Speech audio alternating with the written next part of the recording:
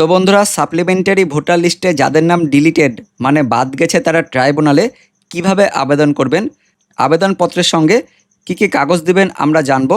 পাশাপাশি এই মুহূর্তে স্ট্যাটাস নিয়ে বিরাট বড় পরিবর্তন আসছে। এর আগে যাদের স্ট্যাটাসে শুধুমাত্র আন্ডার অ্যাডজুডিকেশন ছিল অর্থাৎ বিচারাধীন লেখা ছিল, কিন্তু এই মুহূর্তে সেই স্ট্যাটাসটি পরিবর্তন হয়ে ইন্ডিভিজুয়াল ইজ আন্ডার অ্যাডজুডিকেশন এই লেখাটি আসছে।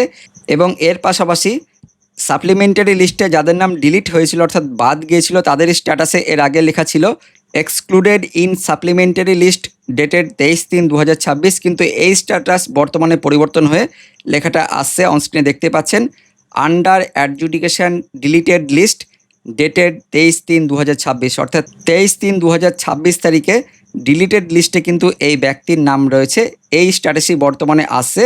পাশাপাশি এই মুহূর্তে আরও একটি লেটেস্ট আপডেট আসছে। যে সমস্ত বুথের সাপ্লিমেন্টারি ভোটার লিস্টে ঠিক এরকম লেখা ছিল no adjudication pertaining to this part till 5 PM on 23/3/2026, এই সমস্ত বুথের শুক্রবার দিন সাপ্লিমেন্টারি লিস্ট বেরোতে পারে এমনই আপডেট আসছে। তো বন্ধুরা, সব কিছু আমরা জানবো এই ভিডিওতে। তবে তার আগে আপনি এই মুহূর্তে এই ভিডিওটি কোন জেলা থেকে দেখছেন অবশ্যই সেই জেলার নাম ভিডিওর কমেন্ট সেকশনে কমেন্ট করে জানিয়ে দেবেন। তো সাপ্লিমেন্টারি ভোটার লিস্টে যাদের নাম ডিলিটেড হয়েছে তাদের কিভাবে আবেদন করতে হবে, কি কি লিখতে হবে এবং সে সঙ্গে কোন কোন কাগজগুলি লাগবে সেটা আমরা দেখব। তবে তার আগে এই মুহূর্তে প্রথম যে আপডেটটি আসছে, শুক্রবার দিন সাপ্লিমেন্টারি লিস্ট বেরোতে পারে, সে সম্বন্ধে কি আপডেট আসছে আমরা আপডেটটি জেনে নেব। তারপর আবেদন কিভাবে করবেন নাম ডিলিট হয়ে গেলে সেটা আমরা দেখব। তো প্রথমে দেখে নেব এই মুহূর্তের আপডেট। শুক্রবার দিন মানে 27শে মার্চ SIR এর দ্বিতীয় সাপ্লিমেন্টারি তালিকা প্রকাশ, নাম বাতিলদের ট্রাইব্যুনাল কবে, কিভাবে আবেদন আমরা জানব। কি বলা হচ্ছে, শুক্রবার বাংলায় SIR এর দ্বিতীয় সাপ্লিমেন্টারি তালিকা প্রকাশ হবে, কিন্তু ট্রাইব্যুনাল কবে, যাদের নাম ইতিমধ্যে সাপ্লিমেন্টারি তালিকায় বাদ গিয়েছে তারা কবে আবেদন করতে পারবেন, প্রশ্ন সাধারণ মানুষের। তো সূত্রের খবর, ট্রাইব্যুনালের অবসরপ্রাপ্ত বিচারপতি ও বিচারকদের নাম ঠিক হলেও ট্রাইব্যুনাল গঠন কবে সে সম্পর্কে এখনও জানানো হয়নি। তবে বাদ যাওয়া ভোটাররা কিভাবে অনলাইনে আবেদন করতে পারবেন তা নিয়ে আলোচনা চলছে। তবে অনলাইন শুরু হওয়ার আগে কোনো ভোটার চাইলে আবেদন করতে পারবেন ডিইও অফিসে অর্থাৎ DM অফিসে। তো সেক্ষেত্রে অনলাইনে আবেদনের প্রক্রিয়া দ্রুত শুরু করা হতে পারে বলেই কমিশন সূত্রে খবর। এছাড়াও চিঠি লিখে অর্থাৎ দরখাস্ত করে আপনারা আবেদন করতে পারবেন। টু দি ট্রাইব্যুনাল উল্লেখ করে সাদা কাগজে চিঠি লিখতে হবে বলে কমিশন সূত্রে জানানো হয়েছে, কিন্তু সেই ব্যক্তিকে ট্রাইব্যুনাল ডাকবে কিনা অথবা কোনো আইনজীবী মারফত এই কাজ করা যাবে কিনা সেগুলিও স্পষ্ট নয়। বাদ যাওয়া নামের ভোটার কি আদৌ বিধানসভা ভোট দিতে পারবেন, প্রশ্ন উঠছে। যদিও গোটা বিষয়টি নিয়ে ইতিমধ্যেই হাইকোর্টের সঙ্গে আলোচনা শুরু করেছেন রাজ্যের মুখ্য নির্বাচনী আধিকারিকরা বলেই কমিশন সূত্রে খবর। তো রাজ্যে বিবেচনাধীন ভোটারদের প্রথম তালিকা প্রকাশিত হয়েছে 23শে মার্চ মানে সোমবার দিন একদম মধ্যরাত্রির দিকে, এবং তারপর আবারও শুক্রবার দিন 27শে মার্চ প্রকাশিত হতে চলেছে দ্বিতীয় সাপ্লিমেন্টারি তালিকা। তো ওই তালিকায় নাম বাদ গেলে অ্যাপিল করা যাবে ট্রাইব্যুনালে। তো যাদের নাম বাদ গেছে তারা ট্রাইব্যুনালে কিভাবে আবেদন করবেন, দুটো উপায় বলা হয়েছিল, একটা অনলাইন আর অফলাইন। অনলাইন এখনও পর্যন্ত শুরু হয়নি, তবে অফলাইনে আপনারা কিন্তু আবেদন করতে পারবেন। DM অফিসে গিয়ে আপনারা সাদা কাগজে দরখাস্ত লিখতে পারবেন। তো সেক্ষেত্রে কিভাবে দরখাস্তের বয়ানটা হবে আপনাদের আমি সেই বয়ানটি দেখাবো। একটা সাদা কাগজে আপনাদের এইভাবে কিন্তু লিখতে হবে, to the district magistrate /SDM /SDO, তারপর আপনার জেলার নাম বা সাব ডিভিশনের নামটা কিন্তু এই ফাঁকা স্থানে লিখে দিতে হবে, দিয়ে ওয়েস্ট বেঙ্গল লিখতে হবে।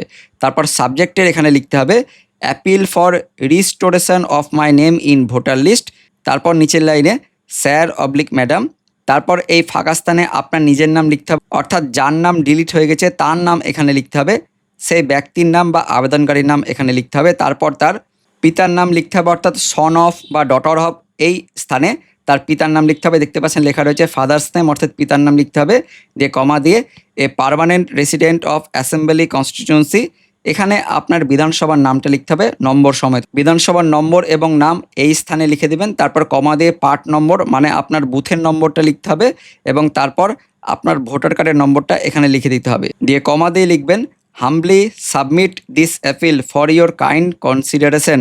পরের লাইনে in the final voter list my name was marked as under adjudication, final voter লিস্টে আপনার নাম আন্ডার অ্যাডজুডিকেশনে ছিল। Pursuant to this, my documents were expected to be verified by the Judicial Committee to add me to the supplementary voter list, অর্থাৎ এই under অ্যাডজুডিকেশনের ফলেই judicial committee দ্বারা আপনার ডকুমেন্টগুলো ভেরিফাই করা হয়েছিল সাপ্লিমেন্টারি ভোটার লিস্টে নাম তোলার জন্য। However, to my dismay, my name was deleted from the supplementary list without any justifiable ground. যদিও আমার নাম কোনো কারণ ছাড়াই সাপ্লিমেন্টারি লিস্ট থেকে বাদ দেওয়া হয়েছে, even through I have been a permanent resident and a voter since dash, অর্থাৎ আপনি কত সাল থেকে ভোট দিচ্ছেন সেই বছরটা লিখতে হবে, 7 বছর নাকি 10 বছর নাকি 15 বছর, কত বছর থেকে আপনি ভোট দিচ্ছেন এই জায়গাটায় সেই সংখ্যাটা লিখে দিতে হবে।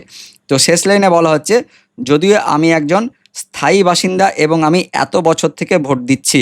এবার পরের লাইনে লিখবেন, I therefore earnestly request the designated tribunal to kindly review my attachment document and restore my name in electoral roll to safeguard my right to vote।